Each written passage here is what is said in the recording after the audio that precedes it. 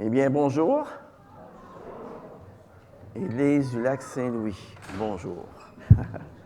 Alors, c'est vraiment une joie d'être avec vous, mon épouse et moi ce matin, et continuer notre série sur l'Apocalypse.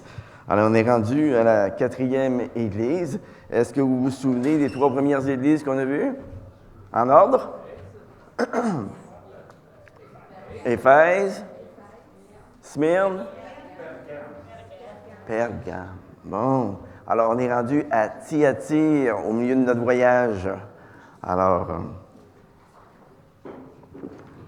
ce matin, j'aimerais vous inviter à tourner avec moi au chapitre 2, verset 18. C'est la parole du Seigneur. Écrit à l'ange de l'église de Thyatire. Voici ce que dit le Fils de Dieu, celui qui a les yeux comme une flamme de feu, et dont les pieds sont semblables à du bronze. Je connais tes œuvres, ton amour, ta foi, ton service, ta persévérance, et tes dernières œuvres, plus nombreuses que les premières. Mais ce que j'ai contre toi, c'est que tu laisses la femme Jézabel, qui se dit prophétesse, enseigner et séduire mes serviteurs, pour qu'ils se livrent à l'inconduite et qu'ils mangent des viandes sacrifiées aux idoles.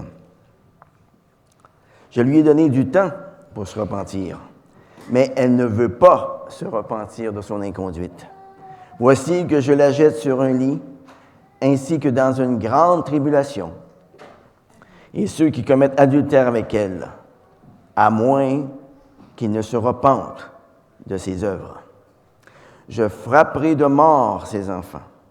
Toutes les églises connaîtront que moi, je suis celui qui sonde les reins et les cœurs, et je vous rendrai à chacun selon ses œuvres.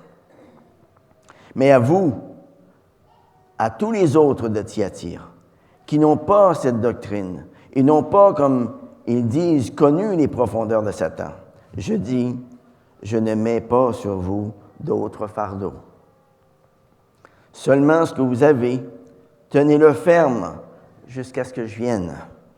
Au vainqueur, à celui qui garde mes œuvres jusqu'à la fin, je donnerai l'autorité sur les nations avec un sceptre de fer. Il les fera paître comme on brise des vases d'argile, ainsi que j'en ai reçu moi-même le pouvoir de mon Père. Et je lui donnerai l'étoile du matin. Que celui qui a des oreilles écoute ce que l'Esprit dit aux Églises. J'aimerais commencer par une petite question ce matin. Vous êtes-vous déjà retrouvé dans une situation de compromis?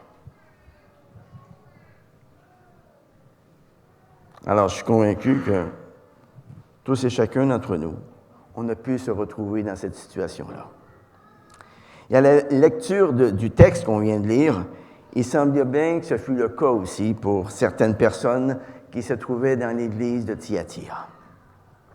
Comme nous le voyons sur la carte, on va voir dans quelques secondes, la carte.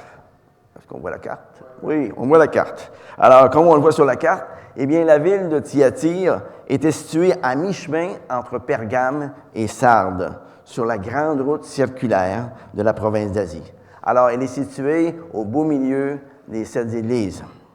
La ville de Thyatire ne possédait aucun temple consacré au culte des empereurs.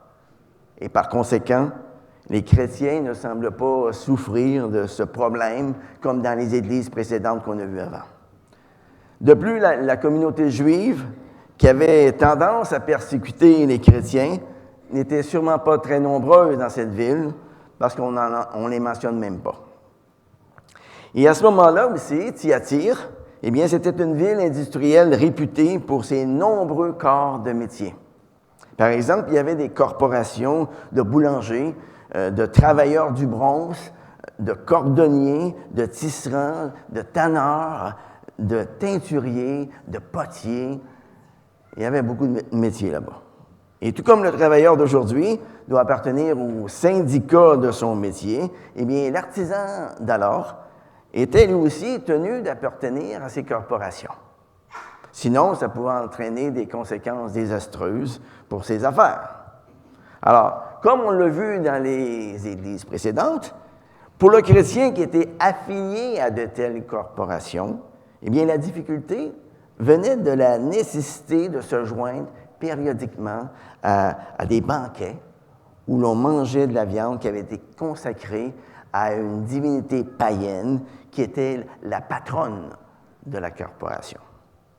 Alors, toutes ces fêtes, tous ces banquets, eh bien souvent, se terminaient par des pratiques immorales.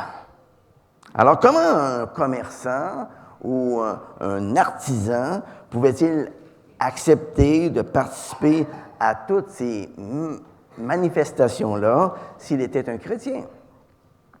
Et c'est là qu'était le conflit pour les chrétiens de Thyatire. À cause de leurs intérêts commerciaux, les chrétiens de Thyatire se retrouvaient bien malgré eux dans des situations de compromis. À l'église de Thyatire, Jésus va se présenter sous des traits qui conviennent merveilleusement bien à l'état de compromis de cette assemblée. On regarde au verset 18, qu'est-ce qu'on lit? Comment Dieu se présente-t-il à son Église? Voici ce que dit le Fils de Dieu, celui qui a les yeux comme une flamme de feu et dont les pieds sont semblables à du bronze. Pourquoi le Seigneur Jésus prend-il ici le titre de Fils de Dieu? Hein? Eh bien, la situation de cette Église exigeait que sa divinité soit réaffirmée. Son Église avait besoin de savoir qu'il était l'autorité suprême. Et pourquoi le Seigneur leur rappelle-t-il qu'il a les yeux comme une flamme de feu? Eh bien, son Église aussi avait besoin de se rappeler que ses yeux voient toutes les profondeurs cachées de notre cœur. Tout le mal qui pouvait se trouver dans cette Église ne pouvait pas passer inaperçu à ses yeux. Ses pieds, semblables à du bronze, semblent nous dire que tout ce mal devait être non seulement jugé, mais aussi réduit en poussière. Quelle chose solennelle, les amis, que d'avoir affaire à celui à qui rien n'échappe, ni le bien, ni le mal. Bon, maintenant, qu'est-ce que Jésus-Christ pense de son Église qui est à Thyatire? Eh bien, tout comme avec l'Église d'Éphèse, Jésus, d'abord, reconnaît ses vertus. Il en parle d'ailleurs en des termes vraiment très élogieux au verset 19. Il dit, « Je connais tes œuvres, je connais ton amour, je connais ta foi, ton service, ta persévérance et tes dernières œuvres plus nombreuses que les premières. » Non seulement l'Église de Thyatire rivalisait avec l'Église d'Éphèse pour son service, pour sa foi, pour sa persévérance, mais en plus de cela, elle avait gardé son premier amour que l'Église d'Éphèse avait malheureusement abandonné. Elle partageait aussi avec l'Église de Smyrne et l'Église d'Éphèse la vertu de la persévérance au milieu de la tribulation. Et en plus de cela, Jésus va lui dire, « Je connais tes œuvres, et tes dernières œuvres sont encore plus nombreuses que les premières. » Les chrétiens de l'Église de Thyatire avaient compris que la vie chrétienne, c'est une vie qui doit croître, c'est une vie qui doit progresser, c'est une vie qui doit se développer, tout comme celle d'un enfant qui naît et qui se développe jusqu'à l'âge adulte. L'Église de Thyatire faisait des œuvres plus nombreuses que les premières. Alors dites-moi, est-ce que notre vie ressemble à cela? Alors il se peut que nous ayons bien commencé, mais comment allons-nous maintenant? Tout le Nouveau Testament nous parle de la croissance du chrétien dans la foi, dans l'amour, dans la connaissance, dans la sainteté. Par exemple, lorsque l'apôtre Paul va écrire sa deuxième lettre aux Thessaloniciens, il peut se réjouir des croyants qui sont à Thessalonique. Il peut se réjouir pour plusieurs raisons. Leur foi avait augmenté. L'amour qu'ils avaient les uns envers les autres abondait de plus en plus. Ils persévéraient malgré toutes les persécutions, toutes les afflictions qu'ils devaient supporter. Et ici, à première vue, il semblait bien que les chrétiens de Thyatire étaient eux aussi en train de croire de la même façon que les chrétiens de Thessalonique. Mais, il y a toujours un mais, malheureusement, tout n'était pas parfait dans cette Église. Il y avait un certain nombre d'entre eux qui se conduisaient, on peut dire, tout croche. Et voilà pourquoi Jésus a des reproches à faire. Et qu'est-ce que Jésus avait donc à leur reprocher? Eh bien, on voit ça au verset 20. Écoutez ce qu'il leur dit au verset 20. « Mais ce que j'ai contre toi, c'est que tu laisses la femme Jézabel, qui se dit prophétesse, enseigner et séduire mes serviteurs pour qu'ils se livrent à l'inconduite et qu'ils mangent des viandes sacrifiées aux idoles. » Ça, c'était le mal qui affligeait l'Église de Thyatire. Vous voyez, dans ce champ rempli de bons grains, il y avait une mauvaise herbe toxique qui avait commencé à pousser. Dans ce corps plein de santé, il y avait un cancer qui était en train de se développer à l'issue du corps lui-même.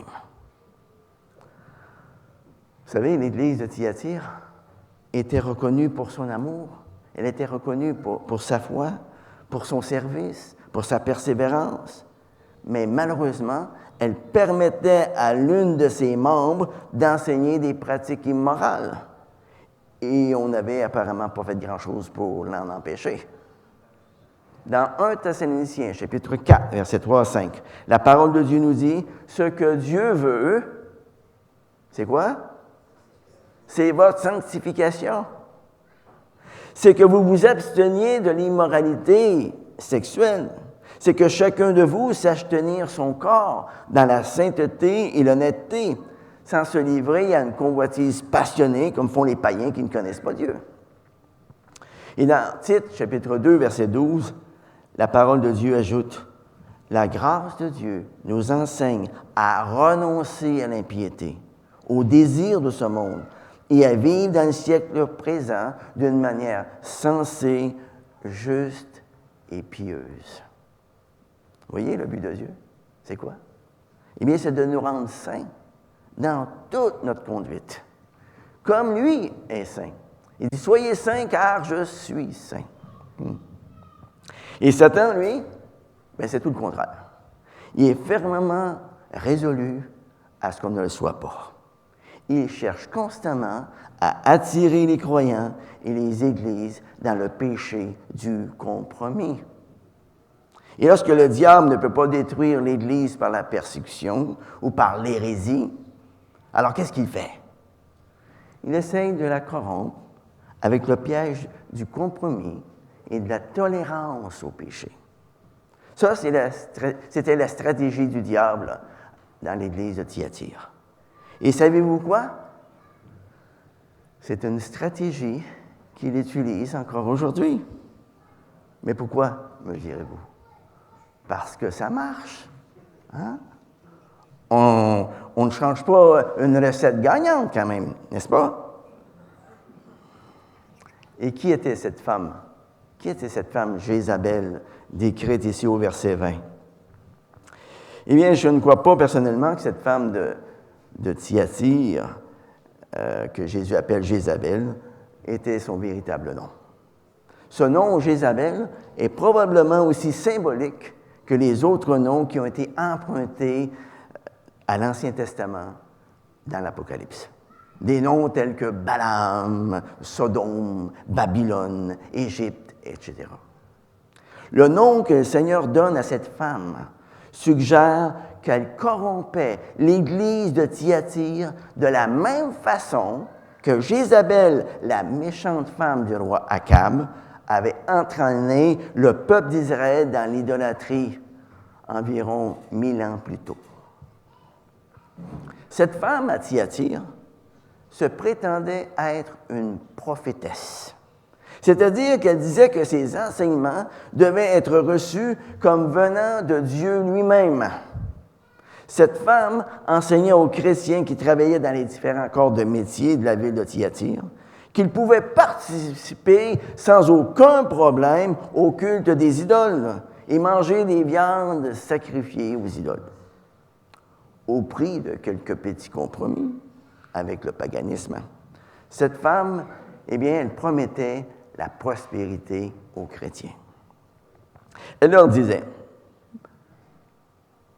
mais pourquoi boycotter les banquets de la corporation et se faire exclure de son métier? Vous pouvez participer aux fêtes de votre corporation. Après tout, un chrétien, c'est un homme libre. Les idoles ne sont rien et l'âme n'est pas affectée par ce qui se passe dans notre corps. Et ces paroles-là étaient une solution très séduisante pour des artisans et des marchands qui étaient tiraillés entre la fidélité à Christ et leurs intérêts économiques et professionnels.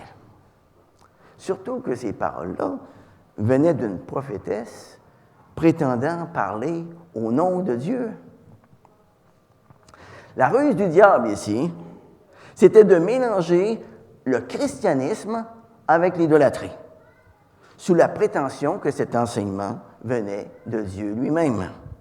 Comme vous le voyez à Thyatire, la menace venait non pas de l'extérieur de l'Église, comme on a vu dans les autres églises avant, mais de l'intérieur de l'Église. La menace venait de tous ceux qui, à l'exemple de Jézabel, prenaient l'attitude dangereuse de tolérer le péché et de se compromettre avec le monde. À l'exemple des Nicolaïtes qu'on a vus à l'église de Pergame et des partisans de Balaam, les disciples de Jézabel avaient eux aussi attrapé le virus du compromis avec la culture ambiante, qui était imbibé d'idolâtrie, qui était imbibé de débauche. Leur slogan pouvait se résumer ainsi: il ne faut quand même pas voir des péchés partout. Hein? Ce que je fais, c'est pas si grave que ça. Après tout, on est sauvé par la foi. On est sauvé par grâce. Et ceux qui auraient dû veiller sur le troupeau de Dieu à Thyatire avaient laissé ce mal s'établir et se répandre. Ils s'étaient montrés faibles devant cette nouvelle Jézabel, un peu comme l'avait été le roi Akab avec sa femme Jézabel dans l'Ancien Testament. Or, sans doute que plusieurs dirigeants de cette Église n'étaient pas pleinement conscients de tout ce qui se passait derrière les portes closes dans les ténèbres. Mais Jésus-Christ savait très bien tout ce qui s'y passait. Il voyait tout.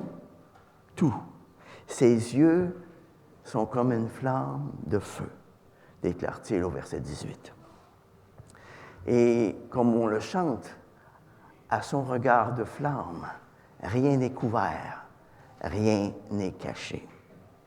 Et voilà pourquoi Jésus dit aux chrétiens de Thyatire au verset 23, « Je suis celui qui sonde les cœurs et les reins. » Vous savez, cette connaissance intime des pensées et des motifs secrets de tous les hommes, ça, c'est une faculté qui est mentionnée fréquemment dans l'Ancien Testament.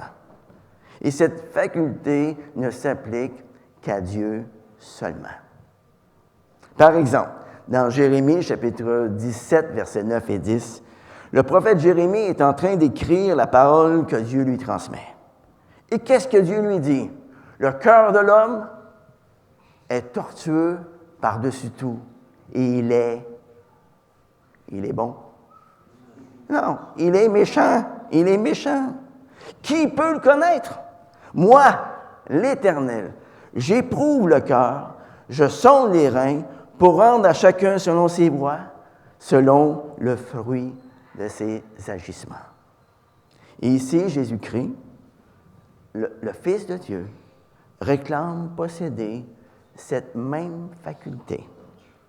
D'ailleurs, lorsque Jésus était sur la terre, ses ennemis, Et les disciples de Jésus étaient étonnés de voir chez lui cette capacité de lire dans les pensées des autres.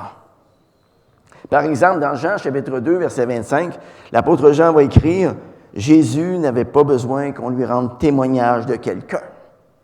Il savait de lui-même ce qui était dans l'homme. »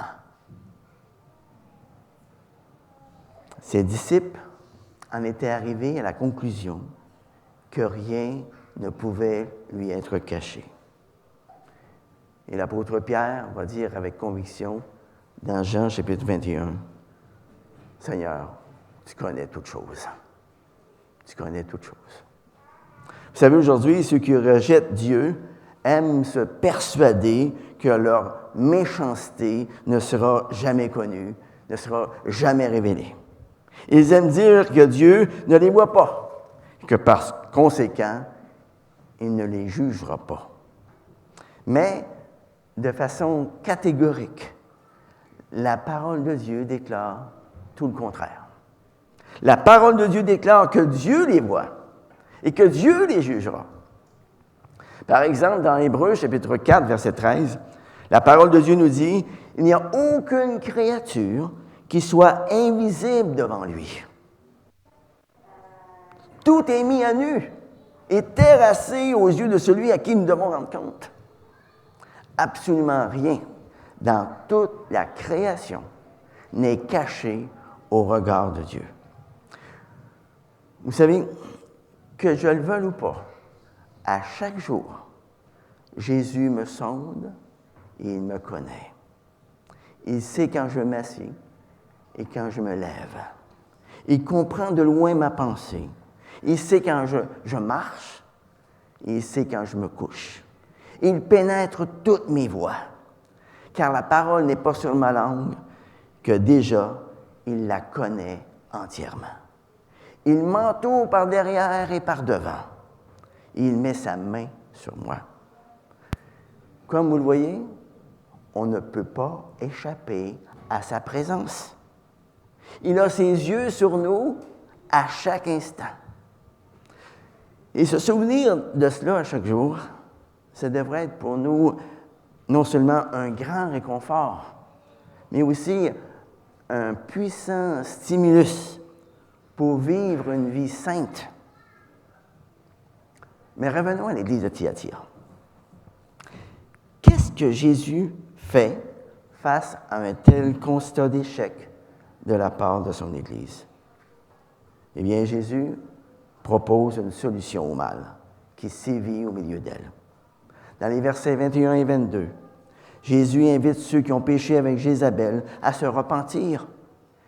Ah, ils ont eu l'opportunité de le faire, mais ils n'ont pas encore vraiment saisi l'invitation. Regardez le verset 21. « Je lui ai donné du temps pour se repentir, mais elle ne veut pas se repentir de son inconduite.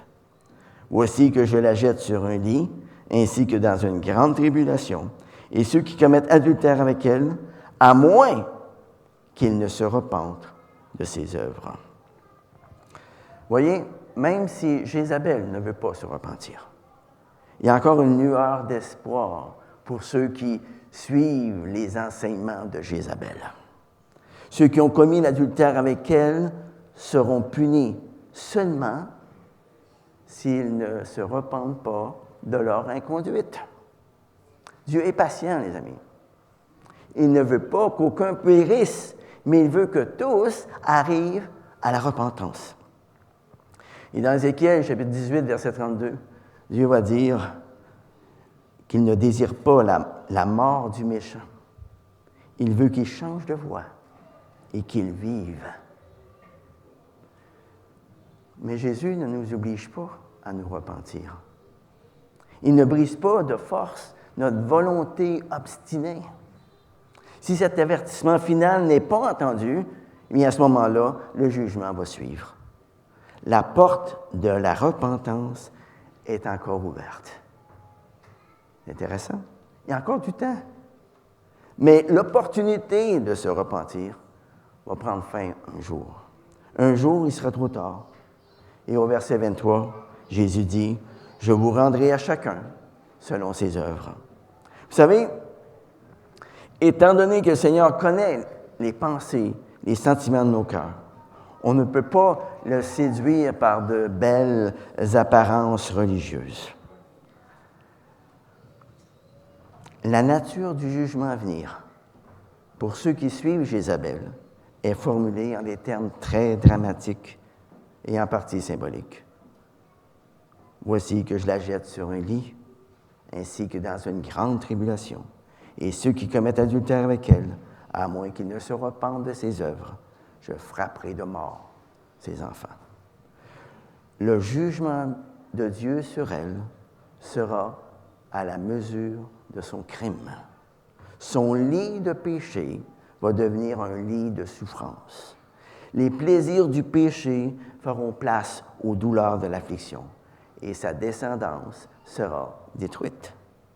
Voyez, tout comme les fils d'Akab et de Jézabel dans l'Ancien Testament, eh bien, ceux qui se sont associés à Jézabel seront aussi condamnés à la maladie et à la mort. De nos jours, de telles personnes peuvent ne pas souffrir d'un jugement physique immédiat. Mais la Bible nous dit que les méchants n'hériteront point le royaume de Dieu. Et ça, c'est beaucoup plus grave que de souffrir ou de mourir physiquement. Puis, après avoir prononcé le jugement sur Jézabel et sur tous ceux qui se sont joints à elle, le Seigneur s'adresse ensuite à ceux qu'il considère en dehors de ce mauvais état. Regardez les versets 24 et 25. « Mais à vous, à tous les autres de Thyatire, qui n'ont pas cette doctrine, et n'ont pas, comme ils disent, connu les profondeurs de Satan, je dis, je ne mets pas sur vous d'autres fardeaux. Seulement ce que vous avez, tenez-le ferme jusqu'à ce que je vienne. » Qu'est-ce que Jésus leur demande ici? Il leur demande simplement de rester fermement attachés à lui. Vous savez, si Jésus n'a pas la première place dans notre cœur, qui va l'occuper? Ce n'étaient pas tous les chrétiens de Thyatire qui avaient été infectés par le virus du compromis de Jézabel. Plusieurs avaient résisté à ce virus. Ils avaient tenu ferme face à la tentation. Ils n'avaient pas connu les profondeurs du diable. En d'autres mots, il y avait un reste qui était resté fidèle à Dieu dans cette Église. Et à ceux-là, Jésus va leur dire, « Je ne mets pas sur vous d'autres fardeaux. Seulement, ce que vous avez, tenez-le ferme jusqu'à ce que je vienne. » Il y a une leçon ici qui est importante, qui apparaît dans cette parole. C'est une leçon à laquelle nous aurions avantage à porter attention.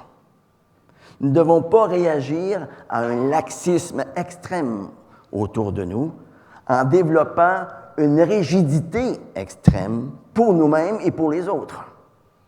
Aujourd'hui, on peut voir dans différentes sectes, dans différentes dénominations, des dirigeants qui imposent chez leurs membres des restrictions qui vont bien au-delà de ce que la parole de Dieu leur demande. Par exemple, on peut voir chez la communauté Amish une vive opposition à toutes les inventions des 2 derniers siècles. Ils vivent séparés du monde qui les entoure. Je ne pense pas que Dieu exige là des chrétiens. Il leur dit d'aller et de faire de toutes les nations des disciples. Il dit de ses disciples qu'ils sont le sel de la terre. Le sel ne doit quand même pas rester dans la salière, il doit se répandre. Il dit aussi de ses disciples qu'ils sont la lumière du monde. On ne met pas la lumière sur le boisseau, on la met sur le chandelier pour éclairer. Voyez-vous, Dieu veut qu'on sorte de l'Église pour aller, là, dans nos petits patelins, parler de lui.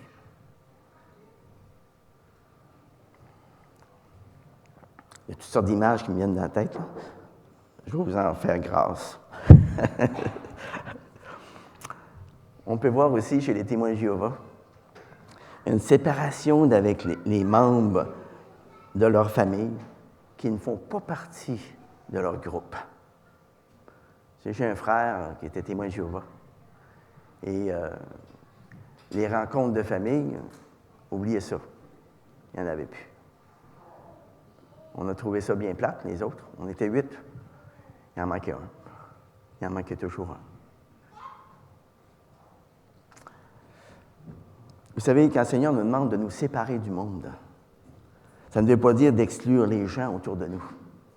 Ça veut simplement dire de ne pas agir comme les gens du monde, de s'éloigner de ce que le monde pratique, c'est-à-dire la convoitise de la chair, la convoitise des yeux, l'orgueil de la vie. Mais Jésus ne met pas de nouveaux fardeaux sur ceux qui vivent dans un environnement où les normes sont faibles.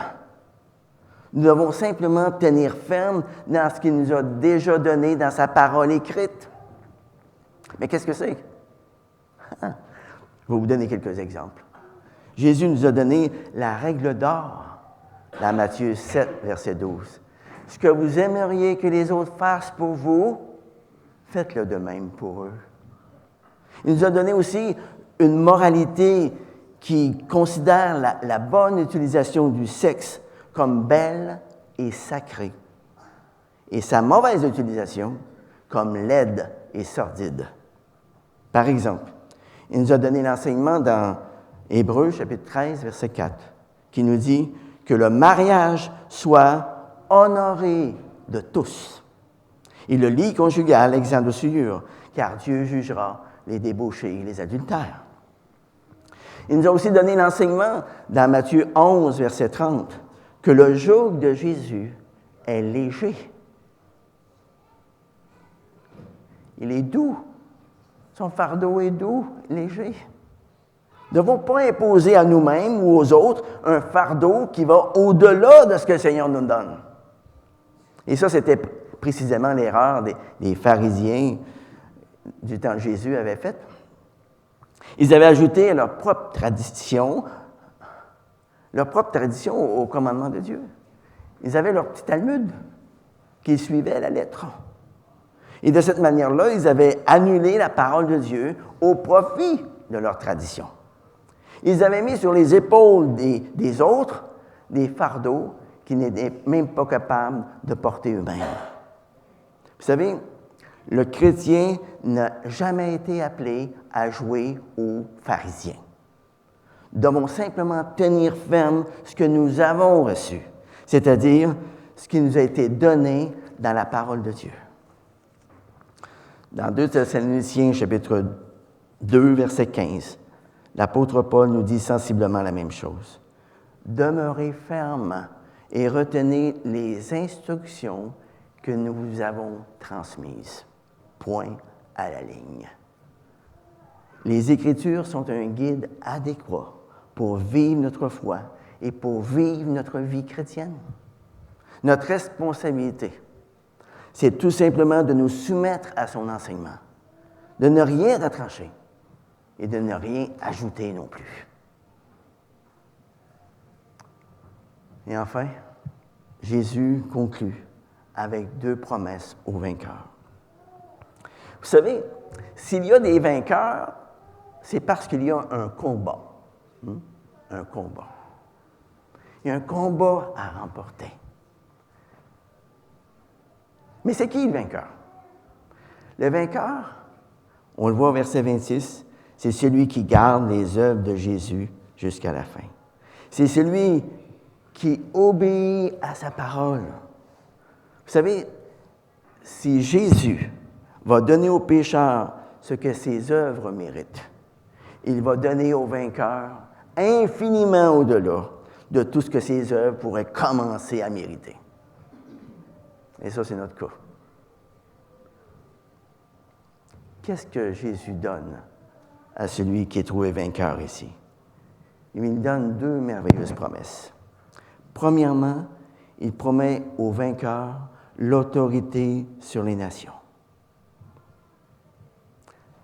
Ça vient du psaume 2, versets 8 et 9, où la souveraineté future du Messie sur les nations est remarquablement prédite. Dans ce psaume, Dieu dit au Messie, « Demande-moi, et je te donnerai les nations pour héritage, et pour possession les extrémités de la terre. Tu les briseras avec un cep de fer, comme le vase d'un potier, tu les mettras en pièces. » L'autorité de Jésus sur les nations, c'est une anticipation du jugement de Jésus à venir. Et tout comme Jésus-Christ a reçu cette autorité de son Père, eh bien le Seigneur va partager cette autorité avec ceux qui seront trouvés vainqueurs. Après avoir combattu avec le Seigneur, les vainqueurs jugeront avec lui et ils régneront par la suite avec lui pour l'éternité. Dans 1 Corinthiens chapitre 6, versets 2 et 3, la parole de Dieu nous dit, « Ne savez-vous pas que les saints jugeront le monde? Ne savez-vous pas que nous jugerons les anges? » Lors du retour du Seigneur, le jugement final va tomber sur les rebelles. Et cette victoire de Jésus sur tous ses ennemis sera vécue avec son Église, sera vécue avec nous.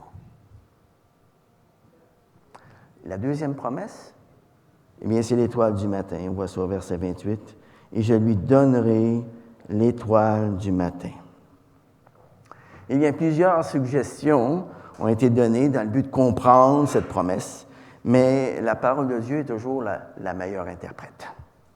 Alors, pour savoir de quoi il s'agit, nous devons écouter ce que Jésus nous dit dans Apocalypse chapitre 22, verset 16. « Moi, Jésus, j'ai envoyé mon ange pour vous attester ces choses dans les églises. Je suis le rejeton et la postérité de David, l'étoile brillante du matin. » Ici, dans ce verset, le Seigneur Jésus se décrit lui-même comme étant l'étoile du matin. Voyez l'image ici? Les églises peuvent être décrites comme étant des chandeliers. Les anges des églises peuvent être décrits comme étant des étoiles. Mais Jésus est l'étoile brillante du matin, dont les églises et les anges des églises tirent leur lumière. En s'engageant à donner cette étoile du matin aux vainqueurs, Jésus s'engage à se donner lui-même. Les chrétiens fidèles qui ont rejeté les normes du monde, qui ont contrôlé les désirs de leur nature déchue, qui ont résisté aux attraits du diable, eh bien, ils auront pour récompense l'étoile brillante du matin. Ceci veut tout simplement dire que nous allons jouir pleinement de sa présence, de la présence de Jésus-Christ dans le ciel pendant toute l'éternité. En rejetant Jézabel, nous avons reçu Jésus. Et Jésus nous permettra non seulement de partager son autorité, mais il nous permettra aussi de partager sa gloire. En refusant de plonger dans les profondeurs de Satan, les vainqueurs vont comprendre les profondeurs de l'amour du Seigneur Jésus. Sa longueur, sa largeur, sa hauteur, sa profondeur infinie. Ils vont pouvoir commencer à comprendre toute l'immensité de son amour. Et en tournant leur dos aux ténèbres du péché, les vainqueurs vont voir la lumière de la gloire de Dieu dans la face de Jésus-Christ. Vous savez, les vainqueurs doivent renoncer à bien des choses pour remporter la bataille sur la sainteté. Mais la récompense en vaut vraiment la peine. Pensez-y un instant. Les vainqueurs vont demeurer éternellement dans la félicité en compagnie de leur Sauveur, Jésus-Christ. Alors dites-moi ce matin, est-ce que Ça vous fait saliver un petit peu face à votre avenir? De savoir où vous allez la passer. Allons-nous sortir d'ici ce matin, la tête basse, les épaules lourdes? Ou bien allons-nous sortir d'ici ce matin avec une joie inexprimable, une reconnaissance infinie, une espérance vivante qui va nous pousser à agir de telle sorte que nos dernières œuvres seront encore beaucoup plus nombreuses que nos premières œuvres. Prions, les amis. Seigneur, tu es celui qui nous sonde et qui nous connaît. Tu es celui qui sonde nos reins et nos cœurs. Oui, comme on l'a dit tantôt, à ton regard de flamme, rien n'est couvert, rien n'est caché. Seigneur, tu possèdes un regard qui pénètre tout. Et Seigneur, nous voulons te demander pardon ce matin pour toutes les situations de compromis dans lesquelles nous avons pu tomber dans le passé. Nous ne voulons pas laisser de porte ouverte à Satan en vivant dans le compromis. Alors Seigneur, donne-nous la sagesse. Donne-nous la sagesse de nous coller sur toi afin de terminer notre course ici-bas dans la lumière. Merci pour la promesse que tu donnes aux vainqueurs à l'effet qu'il sera dans ta présence pour l'éternité. Merci pour cette espérance vivante que tu mets en nous ce matin et qui va nous pousser à agir de telle manière que nos dernières œuvres seront encore plus grandes que nos premières. Oui, Seigneur, merci. Merci pour ta présence au milieu de nous maintenant. Et donne-nous la sagesse d'en demeurer conscients tous les jours de notre vie. Et cela, nous te le demandons en ton nom et pour ta gloire. Amen.